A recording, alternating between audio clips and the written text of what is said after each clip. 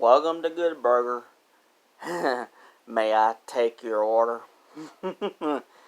uh, well, Good Burger 2 is out. It started streaming the other day, exclusively on Paramount Plus. I probably left a line or two out of that. My bad. But besides the point, so this is my review of Good Burger 2.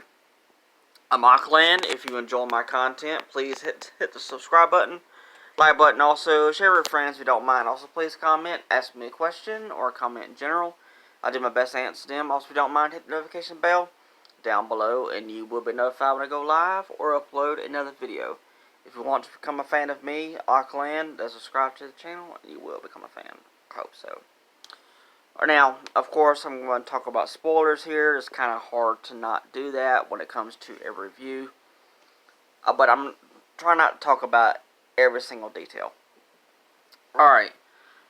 Basically, the movie starts off with Ed asleep on the counter in the Good Burger restaurant. And he's dreaming about hamburgers, milkshakes, and french fries and all that stuff, all singing and talking to him. I'm not joking. They got eyes, mouths, and everything. And he's singing himself. Crazy mess. But it makes sense because if you've known Ed through the original film and also skits that he did with Good Burger with all that, then it makes sense. Ed is something else. Alright, and basically the plot of the film is Dex is he has his own corporation, and he's coming up with products that he just makes up out of his mind, and he wants to make them real. He had this idea of being able to prevent fire from catching on an object, meaning like he had this presentation at his house, and he had these flamethrowers, and they were going towards his house, and his product was supposed to cause the fire to not touch the house. Well, that didn't work. So he lost his corporation and got shut down. So forced him to go back to Good Burger and meet up with Ed, and their new Burger Mobile is in here if you haven't seen it already through the trailers and stuff like that. And so Ed and Dex end up working together again at the restaurant. Shockingly, which I guess is really good for Ed though, but I wasn't expecting it, but nothing wrong with it though. Ed is married, and he has some kids. I know, right? Pretty good on him, but wasn't expecting that. So that was a nice little surprise. And then, so, of course, we get some cameo appearances from previous characters who starred in the original Good Burger. Besides just Dex and Ed, there's other people that also showed up again, which was great to see them. Now, the actor who played as Otis, the older guy in the original film, he passed away. So he was not in this one, but they had this older lady in the film to kind of like be like a Otis replacement. And she was practically Otis all over again. So that was kind of cool that they actually did that. And do you remember the company that was in the first Good Burger film, the villain company? I think it was Megacorp or something like that. Where I think that was the name of them. I can't remember. Well, there's another company in here that's practically just like them. I'm not going to spoil it too much, like I said. But they have a huge family connection to Megacorp from the first movie. And this person wants to get revenge on Ed and Dex. And Ed's famous sauce and all that stuff. So they practically take down Good Burger, replace it with a new title like Mega Good Burger. And they put all these restaurants across the entire world, all connected through technology, internet stuff, all that stuff.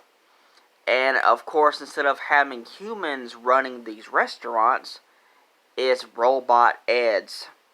No robot decks, just robot Eds. And of course, in the end, that didn't work out too well. There are a lot of crazy moments in this film when it comes to that. And of course, you got Ed being silly throughout the entire film, especially drinking water out of a container and spitting the water back into the container and just saying, "Yep, that's water."